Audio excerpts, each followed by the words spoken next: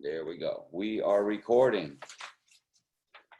Again, good evening. It is Wednesday, July 8th, 2020. It is 7:02 p.m. and a call to order the Public Safety Committee. This is a Zoom meeting and it is being recorded. All three members of the Public Safety Committee are present, and so we do have a quorum. Item number 2 on our agenda is the adoption of previous meeting minutes. I know I sent an email explaining that I kind of let this one slip.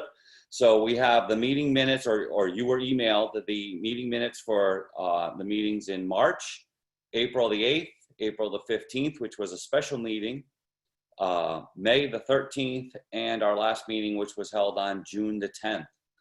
I'll entertain a motion to accept these meeting minutes and adopt them. Moved by Alderman Nash, seconded by Alderman Bettencourt. Is there any discussion or corrections that need to be addressed? Seeing and hearing none. All those in favor of adopting the minutes for the last 5 meetings? Unanimous. The chair votes yes. Meetings are adopted as presented. Thank you. Item number 3 on our agenda tonight is citizen comment. Are there any citizens who have dialed in that would like to make a comment or make some sort of a statement, present information to the Public Safety Committee tonight?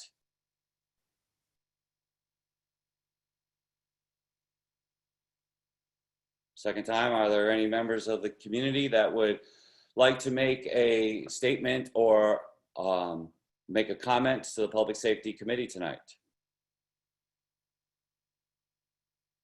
Third and final time, are there any members of the public or the community that would like to make a statement or make a comment to the Public Safety Committee tonight? Seeing and hearing none, I declare citizen comment closed. Moving on to item number 4 on our agenda, new business. 4A, discussion and possible action on the East Great Plain engine tanker final invoice. This is the invoice for the new engine tanker that they just came into service. I believe that Chief Milton is here, is it right? Chief, if you would like to just give us just a quick synopsis on this invoice. Yeah, good evening. Yeah, unfortunately the truck is not in service as of yet, still up at the dealership getting some equipment mounted and having a couple of little issues between the manufacturer getting some programming stuff, but it's coming along. So what we have is that's the lettering and some of the striping that was done by an outside vendor. There was money that was allocated in the price of the truck, which the vendor did some of their due diligence and did some of that as per our spec.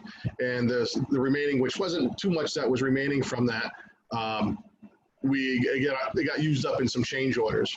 So that was the bill from it. And what I asked Josh to do, if it was possible, is use our remaining 2020 operating budget to pay that bill. And he told me to reach out to the Public Safety Committee, which I did. I spoke to Alderman Nash and Alderman Lucia, followed up with an email to all three as well, explaining the situation and looking for their approval so we can get this bill taken care of. So and this question is for the city manager. I didn't get a chance to give you a call the last couple of days, John. My question briefly is the remainder of the chief's operating budget, it not spent by the end of the fiscal year, that money normally would go into undesignated fund balance, would it not? That's correct. If it wasn't designated before that, it would go into undesignated fund balance. Thank you. Thank you. So I told the chief that I appreciated the fact that he was willing to use the rest of his operating budget without any real detriment to his department to pay this overage. We had a lot of conversations about these 5 trucks. for a number of different reasons. I believe that they're all slightly over what we anticipated, what their budget was going to be. I believe that the chief has come up with a recommendation for how we're gonna cover this invoice, and I'll open it up to my colleagues on the committee if they have any comments or questions on this invoice before we talk about moving it forward. So Bill has indicated no comment or no question. Mark? Yeah, Okay. it is what it is. Right. I mean, it's a bill and we have to pay it, and you know, and again, I appreciate the chief's flexibility in helping us find a financial resolution to this. So I'll entertain a motion that we forward this on to the comptroller with our authorization to pay it as described by Chief Milton. Motion by Alderman Nash, seconded by Alderman Bettencourt. Any other discussion? Seeing none. All those in favor of the motion? The chair votes yes. It is unanimously approved. So, Chief, we will forward that on to the comptroller with our authorization to pay. All right, thank you very much. I appreciate it. Thank you. Moving on to item 4B. I put this on the agenda for tonight because, you know, obviously our COVID concerns are still evolving and changing. You know, as we slowly start to reopen, we've seen in other parts of the country some serious uptick. So I wanted to just talk about what those impacts are to our EMS personnel, specifically outside of your regular department reports. So how do we stand with the situation with the COVID crisis as things have started to open up? And I'll open the floor to any of the chiefs or any of the leaders to speak. And Joe, I know for East Great Plain, we're still, you know, as you said, things are starting to open back up, and you know, we're not seeing the spikes in this area as other states are. I hate to say this, and I hope I'm 100% wrong, but I'm sure it's probably just a matter of time before that happens, which hopefully it never does. We are still taking everything day by day, if you will, and using our proper PPE on calls that we think could be a possible or potential issue. And so we're still doing our due diligence. We still have, the fire department's got plenty of PPE thanks to the state, and I believe they're doing that until I think the end of this month, if I'm correct, or the beginning of August, which isn't too far away. So like I said, we're taking it day by day, and we haven't really changed anything since this all started. thank you. My only question for all of you are, how are we doing with PPE? I mean, obviously, as Chief Milton just said, and I'm not surprised to hear that that you guys are all still adhering to this protocol. So, you know, what's our supply chain like? What are our current supply levels like? How are we doing? Joe, Chief Blanchard, can you hear me? Yes. So PPE for us in Yannick, and I'm sure with most of the departments, we're still getting a weekly supply from the state. We're picking it up at the Mohegan Sun. You know, calls, like Keith Milton said, are being handled on a case-by-case basis. You know, Chief Wusick is being diligent with his list for us. He's sharing that, you know, probably a couple times a week now, so we know hot spots and locations. American definitely is working well with us, and I'm sure everyone else, to, you know, limit exposures at these type of calls. So, you know, everything's going well. We're responding with American. Things are happening, and PPE is good right now for us. We would still like to see some more N95 masks come through, but right now, you know, we're making do with what we have. Thank you. Thank you, Chief. Chairman DeLucia, Rob Roddy with American Ambulance. Yep. I'd like to echo Chief Blanchard's sentiments that we are still receiving PPE from the state, and we too would like to see some additional N95s coming through. That seems to be the thing they can't get their hands on, and is the thing that we all need the most. However, we are also well stocked, and I would like to think that any of the Norwich departments are. If they are not, please reach out to me directly, and we can certainly arrange for a transfer of some of the inventory that we received from the state, because they've been very generous. I may not have what you need, but I do certainly have a decent supply to make sure that the entire city is covered. I just wanted to raise the fact that the Region 4 Medical Control collectively raised or released the R1 restrictions, so the first responder restrictions that they had put in place from the hospital level. And those are all, as the chief mentioned, being handled on a case-by-case basis. We've had some departments that we work with that have decided to maintain the previous restrictions to keep their members limited exposure, and we've certainly endorsed those, working with the leadership there. As far as I know, none of the Norwich departments have changed anything, but if they would like to reach out, we're more than happy to have any conversation that you guys need to have for that. Thank you. So, and again, not surprising that, the communication, from what I understand, is good. The limiting exposure is excellent.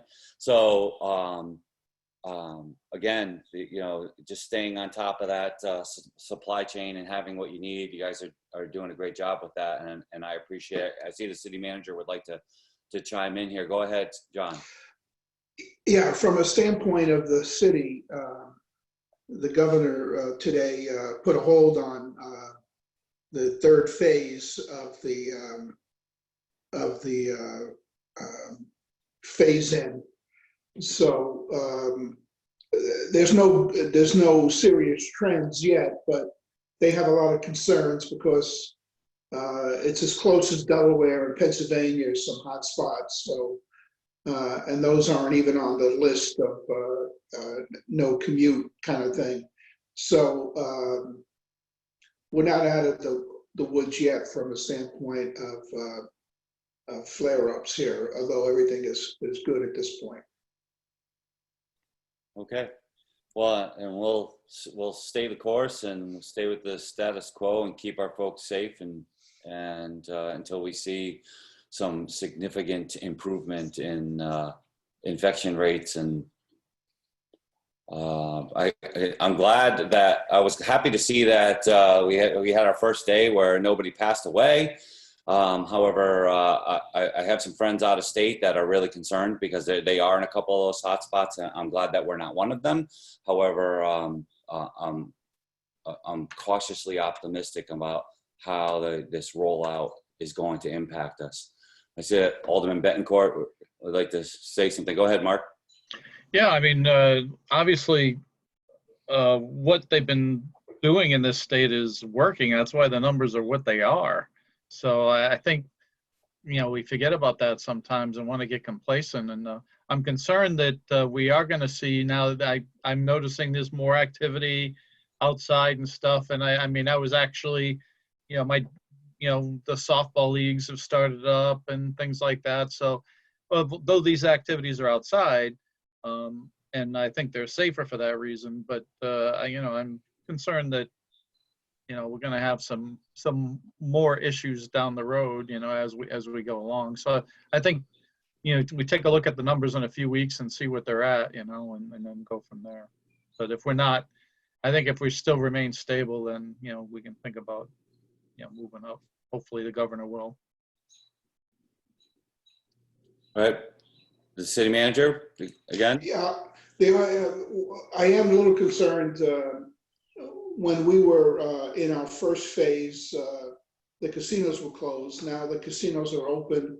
They're doing a fine job of screening customers and that type of thing. But they're getting thousands of people there a day, and as you know, we have a lot of their employees that live in Norwich. So I'm a little concerned about if there's any outbreak, it could overflow from the casinos. Although again, I'm not criticizing the casinos at all, but there's always that potential there with our employees being so active in the two casinos. In a concentration of people, certainly. That's correct. Right. Alderman Nash.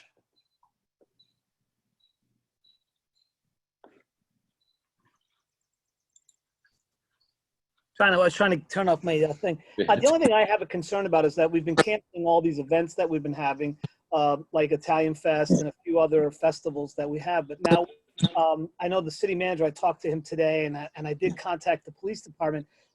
We have a gentleman that wants to do a community day, a unity day over in Jenkins Park. And though I'm 100% behind an event like this, my concerns are that if this is a city-sponsored event with the police department and public works, not public works, public utilities, I don't know if this is something that we should be entertaining at this point. Again, I appreciate the sentiment and I want to do everything I can to get behind it. I'm just concerned that we're canceling, Italian Fest, which is in September, and this event's scheduled for August. And I know there was a question about food being there and alcohol being there and some other. I just don't know what exposure that puts out for our young citizens and people coming there and how they're going to be able to keep social distancing and stuff. I mean, they were talking about a dunk tank and that kind of stuff. So I'm just concerned that maybe we're being premature by allowing an event like this to happen on that kind of a scale. And if the city's, if that's something, though I encourage that kind of a thing, but I don't know if this is the right time for that. So I don't know if anyone's got any kind of input on that, so I'll shut up and listen. Joe, Yeah. Yes, Mr. Mayor. how are you? How's everybody? Right. We reached out to Dan Jenkins and we let him know that we still had to make sure everything they were doing cleared the COVID requirements. So he's aware that there's actually a means test, I'll use that term, that has to be met in order for any kind of event to be held. And I have a concern. I saw a photo in the paper today. Some young ladies were practicing basketball, and that's great, but I didn't see a single mask on any player on that court in the photo. And I don't know if that's out of compliance or it's not needed.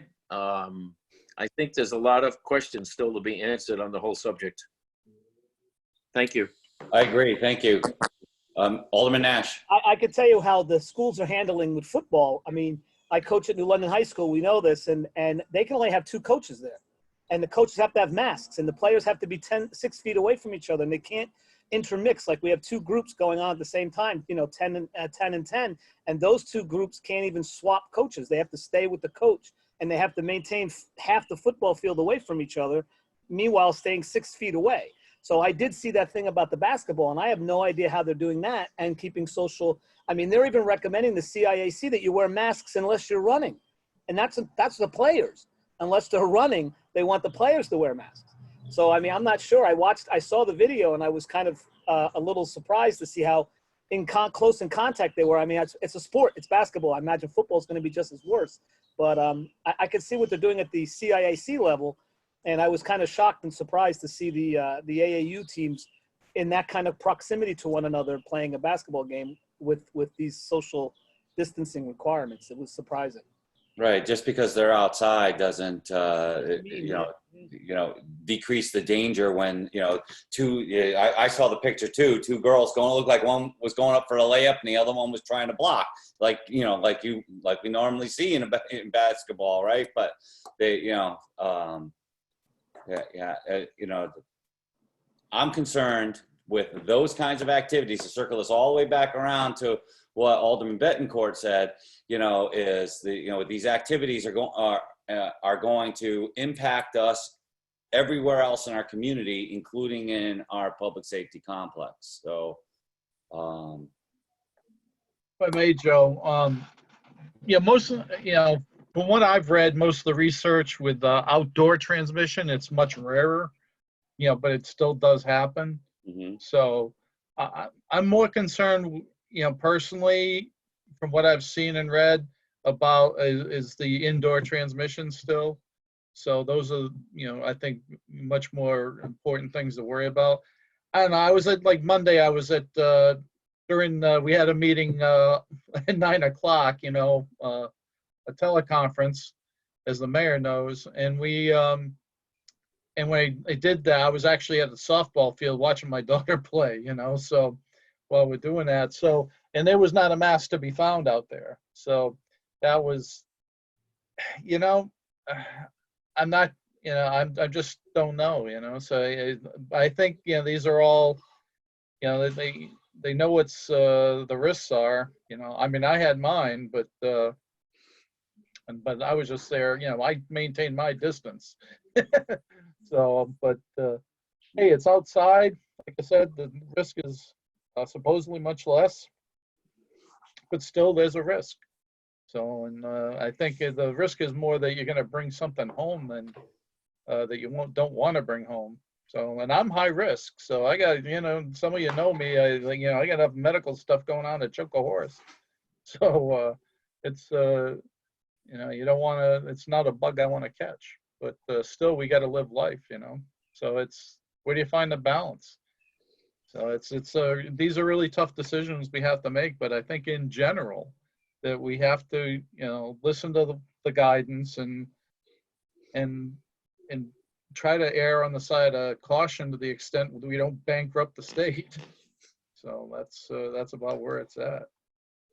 Well, and I think the point for this committee really is going to be, is that, that we stay with our protocols and our protections in our EMS, because we can't really control to any real great degree what the community, members of the community are going to do. Yeah, we can control the events that we authorize through council and so on and so forth. But, if a group of kids want to get together and play basketball and sweat all over each other and cough on each other and everything else, we're not going to send the cops over there to. Yeah, I mean, they're loving the new court down the road, by the way, so Right, they're certainly playing a lot next to the station. So, and they are all sweating all over each other. Let me tell you, it's Right. and So there ain't no mask being worn either. So exactly. So that's the point, is that, we stay with our protocols until this comes to a complete resolution, which may be is for the foreseeable future, So anything else from anybody on this particular topic? I appreciate all your input and very pleased with what we're doing. So if there's nothing else on this, we'll move on to item 4C, which are department updates. And we'll start off with Norwich Public Utilities. Good evening, Mr. Chairman, Alderman, Eric McDermott from NPU. Currently, we are in phase 2 of our return to work plan. We are monitoring the developing COVID-19 situation very closely, paying very strict attention to state and federal guidelines, making sure that we're doing everything we can to keep our employees and our customers safe throughout this pandemic. Right now, our PPE is sufficient, and our leadership team continues to meet daily as we go through this. Today, we did start our annual flushing program. This will continue through July and August. We're monitoring our reservoirs very closely during this time to make sure that we're maintaining an adequate supply. Currently, we stand at 98% in all of our reservoirs. Chief Daly, we are looking into the power disruption that the PD experienced last night when Circuit 614 tripped. I'll be reaching out to you separately later this week to discuss that more. We are also working on our annual safety training. I know we talked about that a couple of months back. COVID-19 kind of threw a wrench in our plan for that. Just want to let everyone know we haven't lost sight of that. We are looking at maybe possibly a virtual solution, but we're still trying to work through the details. So we'll keep you guys all up to date. Pending your questions, that's all I have. I don't have any questions, members. No questions from the membership, Eric. Thank you very much. Thank you. You're welcome. Moving on, American Ambulance. Thank you, Mr. Chairman. Robert Radio here, Director for American Ambulance. First, I'd like to apologize to the committee for my absence last month. Unforeseen circumstances sort of took me out of the state for a brief moment. Thankfully, nowhere where they had COVID. So I do have both May and June's numbers for you here. We have seen an uptick in our call volume, which was not unanticipated. Interestingly enough, we are seeing I'll just do the numbers first. It's easier to do it that way. So in May for this year, we handled 676 emergencies in the city of Norwich. 300 or 250 of those were ALS requiring a paramedic, and the remainder were BLS of some variety, which is only down 79 from last year's numbers in the same period. 79 numbers total, which is not good for anybody, but getting back to the normalcy considering how our numbers looked previous. And in the month of June, we handled 743 emergencies in the city of Norwich. An identical number of them were ALS, with a significant increase in the BLS level of service. And that, without breaking it down by individual actual complaints, would indicate that we're now seeing an increase in the non-emergent emergencies. The non-super life-threatening stuff, the stuff that people would call for normally that they hadn't been during COVID, which is not unsurprising given the reopening of, or phase 2 of the reopening. People are feeling more comfortable seeking care, which is a good thing because what that does is it actually reduces the criticality of the total calls. So while we certainly don't want anybody to be sick or to go to the hospital, we'd prefer that they went before they were super, super sick. So it looks as though that's happening. Interestingly enough, we did have almost double the responses for motor vehicle accidents in June versus May. So as you can see, as things are reopened, people are driving more and they're being, you know, unfortunately involved in more car accidents. But the numbers are trending in a way that makes sense, which is a good thing. And it seems as though it's a controlled increase. It's not all of a sudden people are suddenly starting to do things that are being silly, but they are seeking care when appropriate, which is an encouraging thing for us to see. We were seeing before that, you know, we were getting less calls overall, but the calls that we were getting in the city were more critical because people were waiting longer to seek care when situations when they really needed to be seen at the hospital, something that was not related to COVID at all, because thankfully they were staying home, but they were staying home at the wrong time. So it looks as though that's trending in the correct direction.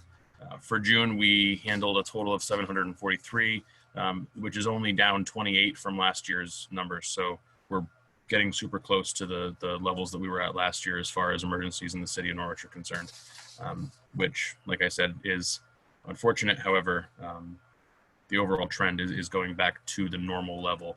I'm hoping that it levels out and doesn't go past the normal level. But certainly that is helpful. I did mention earlier that the Region 4 medical directors had, as a committee, rescinded the first responder restrictions that they had put in place back in March. They have not rescinded the care restrictions or care modifications to the state protocols at the advanced level. So paramedics across the region are still treating patients as they were during COVID. And as far as American Ambulance is concerned, I know Alderman DeLucia, you mentioned sticking with our protocols. We have stuck with our protocols and actually increased them. As the availability of PPE from the state has become greater, we've actually moved to a more aggressive PPE strategy to try to keep people safer. So we are certainly not backtracking under any circumstances until this is completely resolved. And I would hope that the other departments are doing the same. And I have faith that the leadership in the city is on top of that. So barring any questions, I don't have anything further. I don't have any questions for you, Rob. Alderman Nash, no. Alderman Bettencourt, no. So thank you very much for your report. Thank you. Okay, moving on. Norwich Police.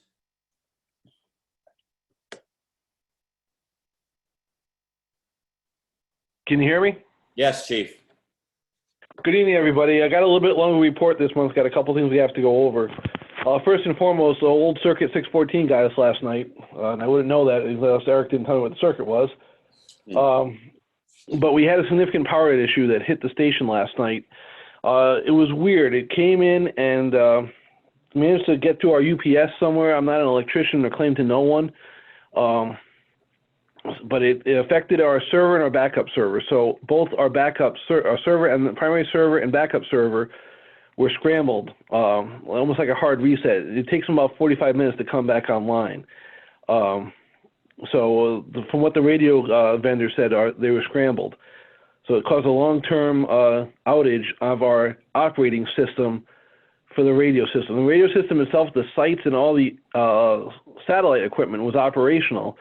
Believe it or not, we could hear the fire trucks. We just could not transmit out to the officers and also to the firefighters. Also, in the middle of that, the NPD generator did not kick on. It was a known problem. We've been battling it for about a year due to the problem with our transfer switch, but that did not cause the problem. Regardless if the generator did kick on or not, we still would have had the problem. The first problem I spoke of is how this spike surge or whatever condition happened got through to our two servers, or the main and the backup. Emergency procedures have to be updated to include this contingency. This is something we never had before. We faced when the sites have gone down, we faced when the internet's gone down and the fiber's gone down, but never had one where the operating system went down. So we have to modify our procedures. The resolution we worked on extensively today, it's going to involve the following agencies to determine what happened forensically, and then also moving forward, how we can do to prevent it and mitigate it. NPU, as Eric mentioned, we're working on the power issue. They're going to do a site survey to see if they can look at the equipment to determine what happened, the UPSs, and we'll be coming up with workarounds and a recovery procedure to expedite the recovery. City MIS, obviously looking at the quality and quantity of UPS and power surge protectors. Purchasing is I talked to the new purchasing agent today. He's going to be expediting the timetable to purchase the transfer switch. NPD will be looking at our own procedures. Communication was an issue. It became an all hand on deck, and everyone started working the problem, but didn't do a good job at communicating what we were doing to the outside agencies. So we've got to make sure that someone gets designated as the communications liaison. And then when it was resolved, it was around 11 o'clock. No one ever told everyone they could stand down. So that's something we're going to have to look on internally. And finally, is building maintenance, who's going to work on the transfer switch and the generator issue internally. And we're about 90% there for a generator grant, which would totally replace our generator. But that's probably about a year out because of lead time and getting the grant process. So that's where we stand with the power issue. Are there any questions about that at all, or concerns or comments? I have one quick question. Was the transfer switch the root cause of why the generator didn't kick on yesterday? Or did you say that was Yes. That was not the issue, Yes. or was the issue? No, it was. The generator did not kick on because of the transfer switch, Okay. but that's not what caused the issue. Whatever came through the power source, that's what scrambled our servers. Okay. Alderman Bettencourt had a question. Chief, so knowing a little bit about this stuff, because I got a couple of huge ones that I work with, because my whole center is on, and I imagine your dispatch center should be on backup power, so you should have a very big backup power supply there, I would think. But We have a decent sized UPS backup source, and it's always been good enough for situations like this. It's just what happened got through the surge suppressors. The only way you would need a major backfeed for that. I mean, was there a lightning strike or something last night? No, there wasn't, and it does come back to Circuit 614. I talked to Jeremiah Kravasnik today and Mark Cadet, also from Public Utilities. And the sewer plant also got hit. And they're about 200 yards away from, I'm sorry, they're politically correct. The wastewater treatment plant also got hit. And they had some issues with getting their systems back online. So obviously something funky happened in this circuit. I don't know enough about it, but something weird happened in this neighborhood and limited to this neighborhood. I blame Chris LaRose. It wasn't just your neighborhood, because it happened at my house too, and I live over off of Harlan Avenue. My whole lights, everything looked like, and then it just died down, and then we had to reset all the computers, all the cable boxes, everything. So it happened out here too. So I'm not sure if it had anything to do with that specific thing, but I'm not that far from Bacchus Hospital, so I don't know if they experienced anything either. So I don't know, but I did last night. So this is Eric. I can talk a little bit about that. Actually, it was unfortunately a bird that happened to catch two sets of wires and got cooked. That's what created the surge. The problem that we had at the wastewater treatment plant was because of its proximity to where that bird was located. That bird got fried about 50 feet outside of the wastewater treatment plant, and that caused an issue when our generator tried to kick on. So that's what happened there. That surge would be a large surge, and that's why, Chief, that you saw what you did. But Alderman's right. The UPSs should have caught that and filtered it out. So there's definitely some investigation that we need to look at, because your consoles should not have seen that surge. Between your surge suppressors Right. and the UPSs, that should have been filtered out before I mean, it those ever got there. So The UPSs are rated for, I mean, a huge load, so that should be, that should, level out the wave anyway, any voltage spike that you see. Was the back feed from your generator, Eric? No, the generator never went running, so there's no backseat Pat, situation. no, I'm talking about MPU's generator. Oh, wow. no, our generator never kicked on either. What actually happened was, because of where that bird contacted the wires, it happened to be also where the generator ties in. So our generator wasn't able to connect either. So not only did the PD's generator not fire, for a different reason, our emergency generator didn't fire either. Okay, thank you. Oh, thank you. All right, so moving on, Pat, to Chief Daly. I know you have more to report.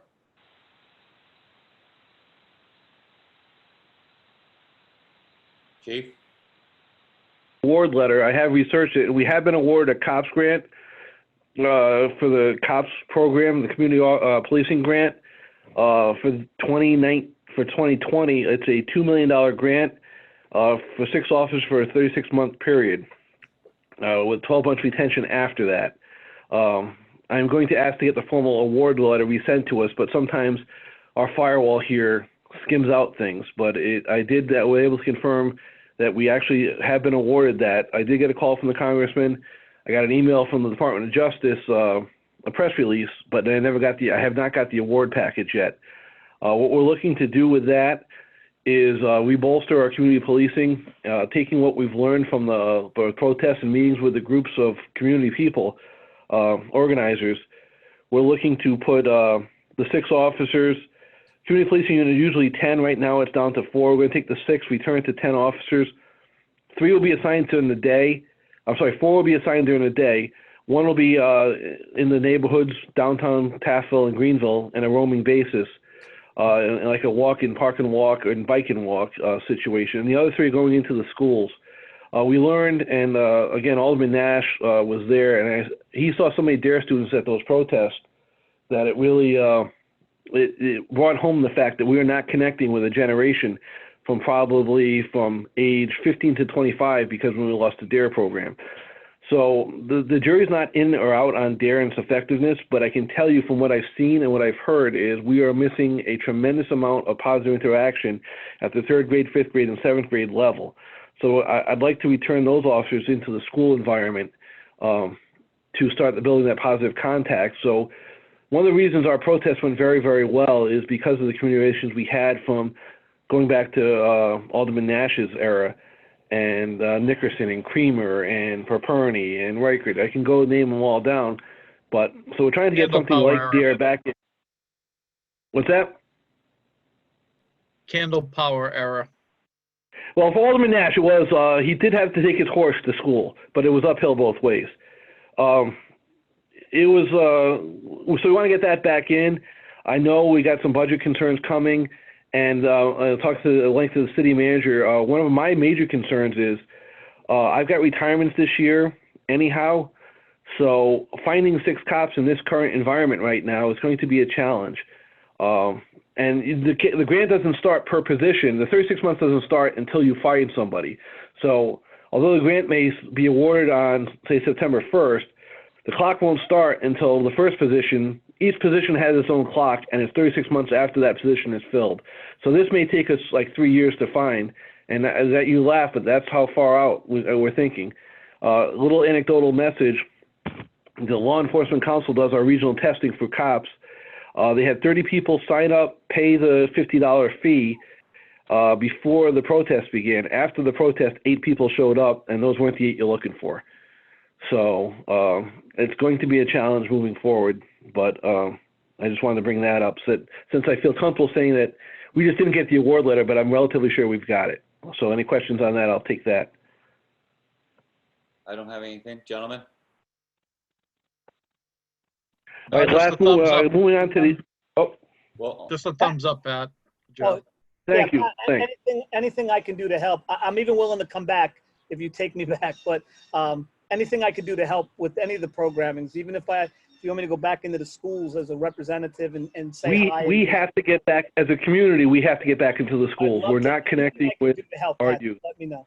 Yep. No, we'll be bringing it in as we start building this model forward. We'll be coming up with plans and all that stuff, but we have to get into the schools. The reason why things went bad is because of simple thing like the DARE program, and we just have to get back in and then get the cops back on the street out there doing the community policing projects and going up to these events and all this stuff once we start getting out of the social distancing world. Real quick, I'll just go on to the other department things real fast so I don't take too much time. Continue to work on the homicide. Got good leads. The detectives are crushing it. We'll see some progress shortly on that, I hope. Our 3 recruits, the last 3 remaining recruits, graduated from the police academy virtually the other day. They're starting FTO, so you'll see now 4 officers in training out there with FTOs. We met with the NAACP and a couple other community groups working on some of the issues that the protests identified and putting our input into what the state of that the Democratic membership of the legislature is proposing for this special session. And to be honest with you, most of them we already do, and probably 90% of the other ones we're not opposed to. So it's nice to have we had a 4-hour meeting with the NAACP that we didn't publicize for a reason, but I thought it was very nice that we're closer than people would ever imagine. And then again, the motor vehicle accidents continue. We had a serious motorcycle accident today. I don't have a good update on the condition of the operator on Central Avenue, but there was yet another serious accident. People are they're used to having the roads to themselves, and that's causing a challenge. And finally, Jim Vega is responding well. Doctors' reports and prognosis looks good. I'm hoping to have him back in a couple of weeks. And that's what I have, unless you guys have any questions. I don't really have a question, but just an observation. I know that for years now we've been dealing with the motor scooters, right?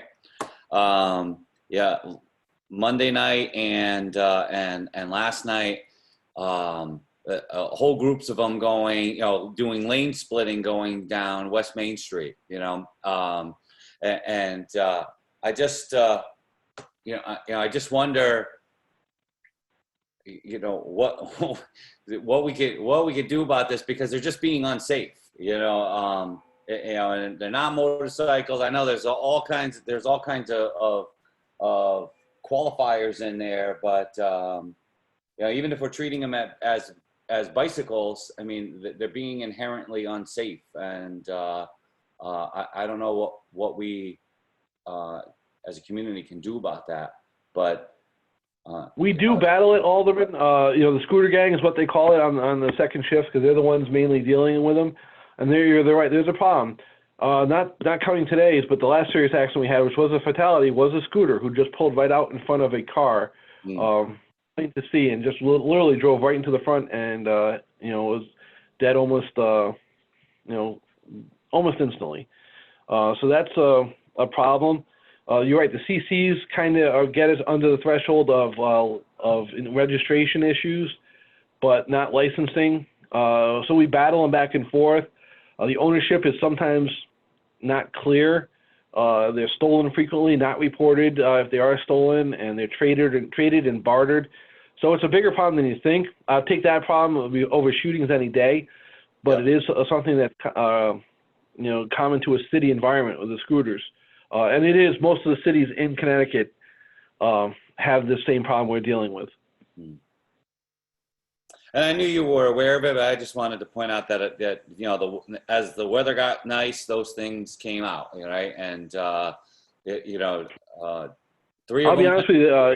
3 of them went by me on my right-hand side. I was in the left-hand lane going towards City Hall on West Main Street, and I don't know how the last one didn't clip my side view mirror on the way by. I mean, I was looking for scrape marks. He was so close, and again, if I had even twitched and to the right, I would have just run him right over. It was just clean him out. And my fear is, my fear is we're going to end up like Hartford.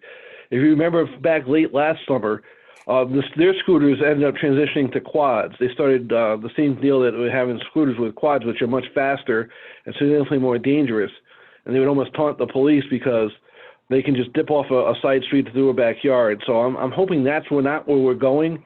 But my fear is that's where we could end up with people operating. I know in Taft we've been battling it for years with ATVs and quads on public highways. But my fear is the scooter gang's going to start coming out at night and after midnight in the downtown area, and that's just a recipe for disaster. Yeah. Okay. Chief? Alderman Yes. Nash, Alderman Bickford, anything else for the chief? Joe, I have a question, Sure, Mr. if I Mayor. can. Yeah. The use of fireworks, I continue to get calls and concerns about that, the types of fireworks being used. And any information you can share with us tonight as to what's being discovered or the worst locations? Maybe, I don't want to pick on a neighborhood, but I know where the calls I'm getting are from. It's everywhere, Mayor. To be honest with you, I took a ride out on the 4th of July. This is what I've come to. So I took a ride from 8:30 to probably 9:45 throughout the entire city. And it's tough to find a neighborhood that doesn't have a decent quality, almost Navigator quality fireworks show going on. So they're not coming from in town. They're coming from out of town. They shoot a couple off, disappear, go back in, let things die down, wait till the police come and go, and then they shoot off another couple. And obviously the person calls usually is the street away, so we're not getting a lot of information or someone willing to actually point the finger out. So we're chasing fireworks calls, and I think if you saw the Day article the other day, a lot of people are chasing fireworks calls.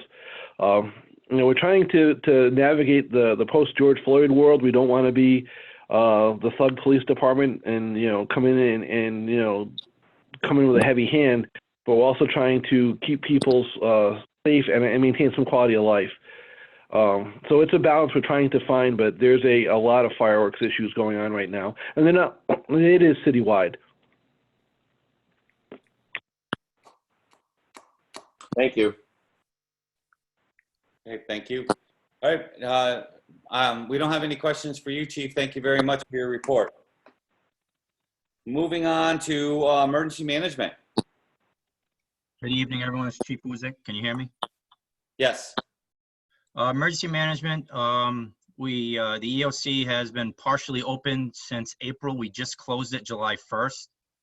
That's strictly paperwork. Things are quieting down, so we don't have to really concentrate on as much paperwork as we were before. There's always the possibility that we'll open it if things get hectic again, I guess you'd say.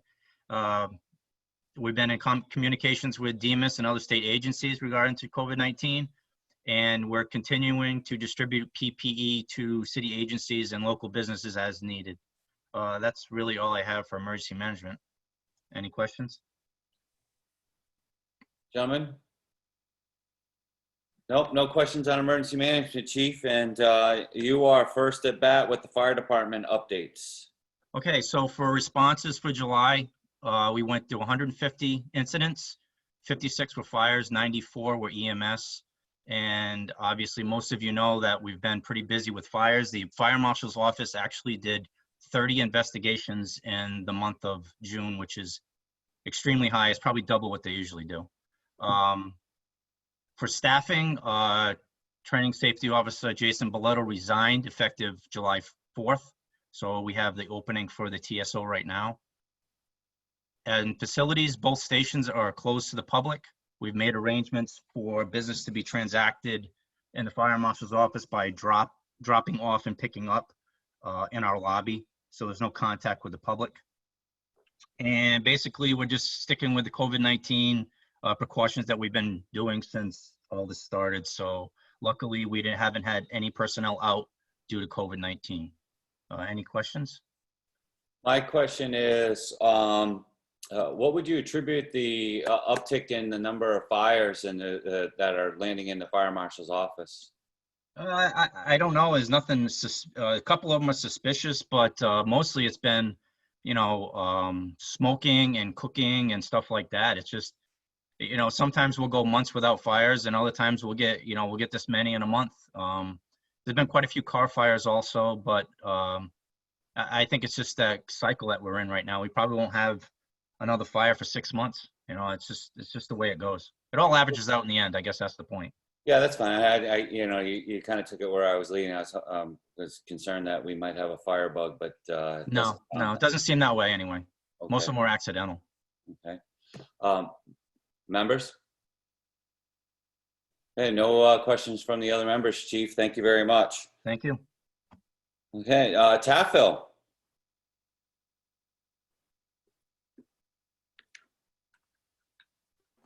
Hi, Good Chief. evening. Happy How are you? Day.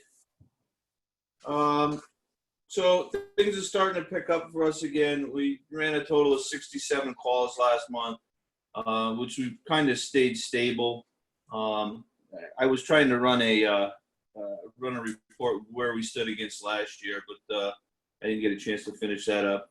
Out of them calls, 14% were overlapping calls. You know, we provided mutual aid to our surrounding communities. We just started reopening up our training. You know, tried to keep everything with the CDC guidelines for socially distancing. So we're doing some training with small numbers of groups, with smaller groups, just conducting more training nights, which, you know, that adds to things that we've got to do. We lost 2 members this last month as far as membership. One was transferred to Guam through the Navy, and the other one was accepted to the Coast Guard Academy. He started swab summer this afternoon, so hopefully we'll get them back. I wish I had better news for the rescue truck. We were supposed to go down to Florida on the 23rd to do the inspection. After talking to the city manager and the manufacturer, we're going to do a virtual inspection, which is a series of videos and stuff like that. I'm not too keen on it, but it is the only way to do it. And then we'll do the final inspection when the truck comes up here and arrives at the dealership in Rhode Island. We're working on several projects that we've got in the works here, the fire marshal abatement and some hookups for the washer and dryer. The parking lot's complete. We'll start planning phase 2 of that project for the next couple of years. Last Sunday, we took part in a large-scale water rescue drill. If you drove by the station, you saw an airplane in the back of the building. We converted it over to a prop. Saturday night, we sank it. Sunday, we had 11 people, live victims, and live people in the water and victims. That was a drill that was conducted at Mumford's Cove and Groton Long Point in conjunction with the Groton fire officers. Other than that, unless you have any other questions, I really don't have much. I know that that the inspection on the rescue truck is not optimal in what you would want to do, but I like the innovative way that you're moving it forward, because otherwise, who knows how long it's going to be sitting down there before you could go down there and look at it. So, well, you know, there is an uptick down there. You know, it wouldn't be a problem for me because I deal with this sort of stuff every day. But it's the other people and their jobs, whether they'd have to quarantine for 14 days or what have you. So, you know, we're just, you know, taking John's advice. We're going to play it by ear and just deal with it when it gets up here. I know I said it last month. We hope to have it, but you know, at this point, this project's just dragging on. So we're hoping to deal with it and get it through here and in service shortly. okay. Alderman Bettencourt? I thought you had your hand up, sir. Alderman Nash? Okay, that's, we're good. Thank you, Chief. Moving on to Yannick.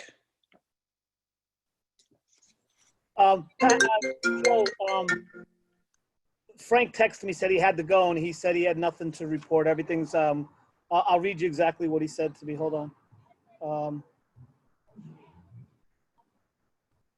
He said he had to go, he had work stuff, and all's good at Yantic, and he just wanted to let you know. Okay, I appreciate that. Thank you very much. Hey, Joe, just for Frank's point, we had the other half of the team, and Yannick did participate in that large-scale exercise with us, too. Okay? Yes, thank you. Okay, moving on, Occam. I don't know if Chief is on tonight. I don't think so. Okay, we'll move on. East Great Plain? Again, good evening. Yeah, we had 62 calls last month. It's slowly creeping up from a few months ago when we actually did 30. And as I said back then, I couldn't even begin to tell you the last time East Great Plain did 30 calls in a month. I think it was well before my time, and I've been there for quite a few years. So I guess the increases are starting to go up, as the other chiefs have said, and Rob had said at American as well. We're also getting back to our regular trainings and doing our due diligence with the social distancing and stuff. We, a couple of weeks ago, we had some specialized training, bailout training with our new bailout kits.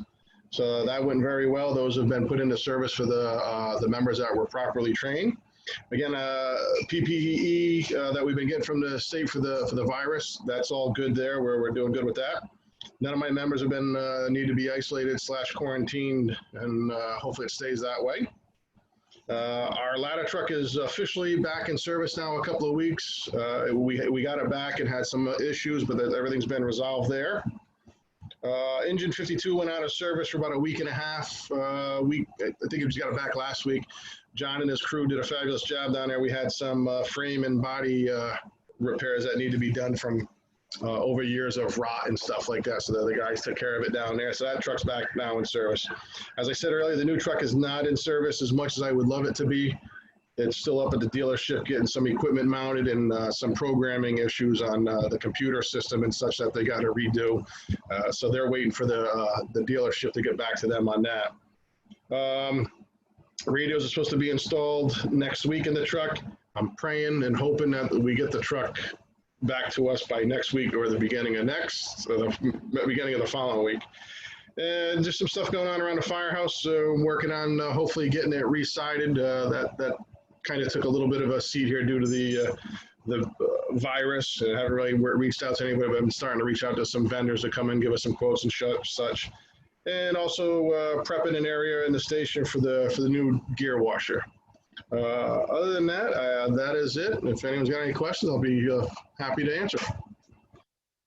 I don't have anything. Alderman Nash, no. Alderman Betancourt, no. Thank you, Chief.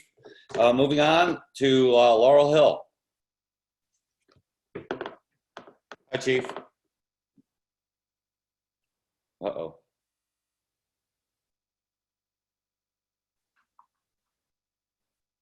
Can you hear me?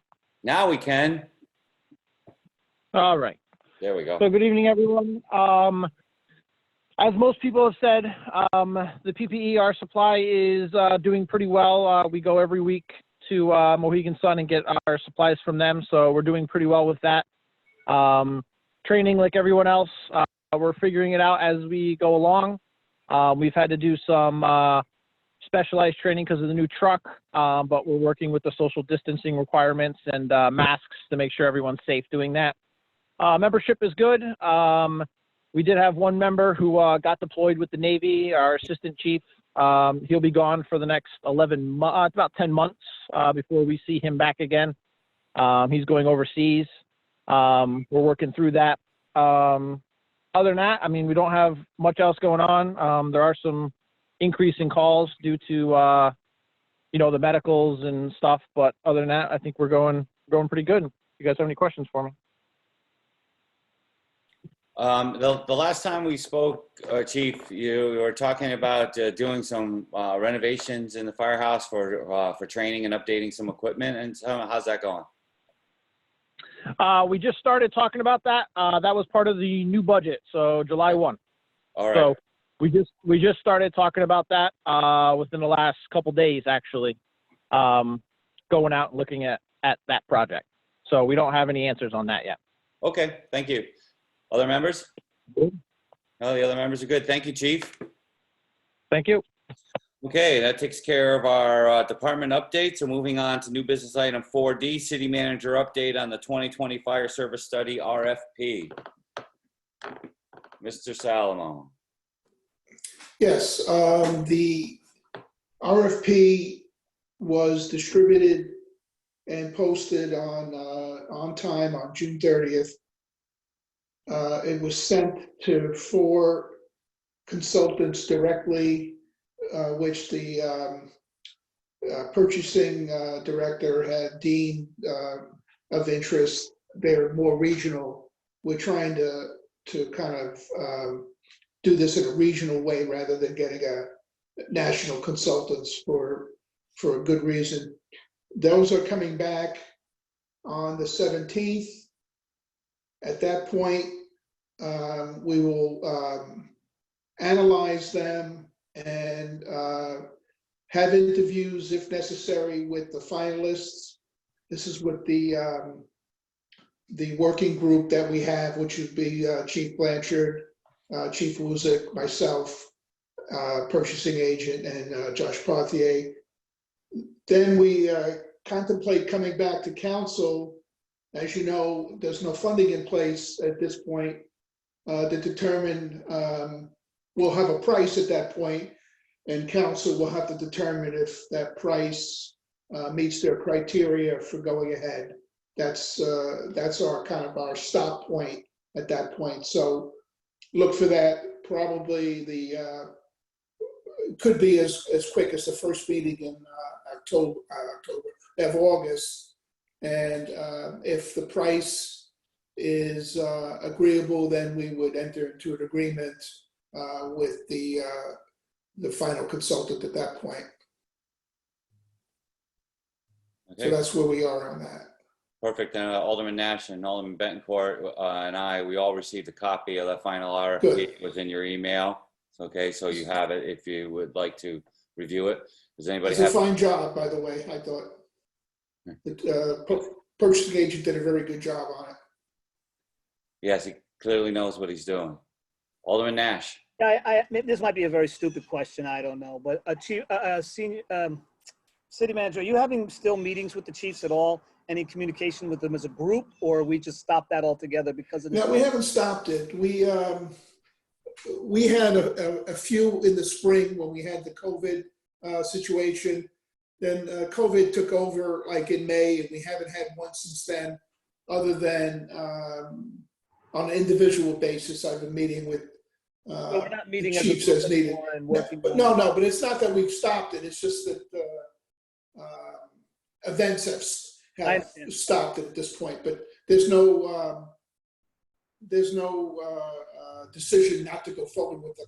I think they're very, very helpful, Bill, and I'd like to continue them now that things have quieted down. I mean, it's just, I'm just one voice of the 3 and the 7, but I'd like to see you keep at least continue contacting them, even though there's an RFP going out. There still should be some input by all the chiefs. So when the RFP, if we do go through and go forward with an RFP, there can be, I think we'll be ahead of the curve that way. If we just stop meeting altogether and say, forget it, let's just wait for the RFP to come back if we even have the funding for it. But I'd like to see us continue to meet so that I think that will benefit us. Even if the RFP came back, I think it would benefit us. I agree wholeheartedly. Me, so that I'm just saying. No, I agree wholeheartedly, Bill. Yes, Bill, and I agree with you as well. I think that now that we know that we're going to be stuck in this virtual meeting world for a while, this may very well be the way we do most meetings for forever, or for the long-term future. Yeah, I agree that the Chiefs meetings should, even if they're going to be virtual, should get back on a regular schedule. Not just about this RFP, but just getting back to business. No, sorry to interrupt, but Joe, I agree with that. And as I've said, there was kind of a hiatus with the COVID emergency, but right now, knock on wood, things are stabilizing to a certain extent, and I think we can get back on those too. Hopefully, we'll stay stabilized and we'll be able to do it. Yep, agreed. Perfect. Alderman Betancourt? Nothing? Okay. Well, thank you very much for that, Mr. Salamone. And that brings us to item number 5. It's just our next meeting will be August 12th, 2020. I would anticipate that meeting and our meetings for the foreseeable future through the fall will all be virtual. And with that, I will entertain a motion for adjournment. Moved by Alderman Bettencourt, seconded by Alderman Nash. All those in favor, the chair votes yes. Unanimously approved. We are adjourned. Everybody, thank you very much. Have a great week, and I will see you next month. Thank Take you. care. Take care, everyone. Stay safe.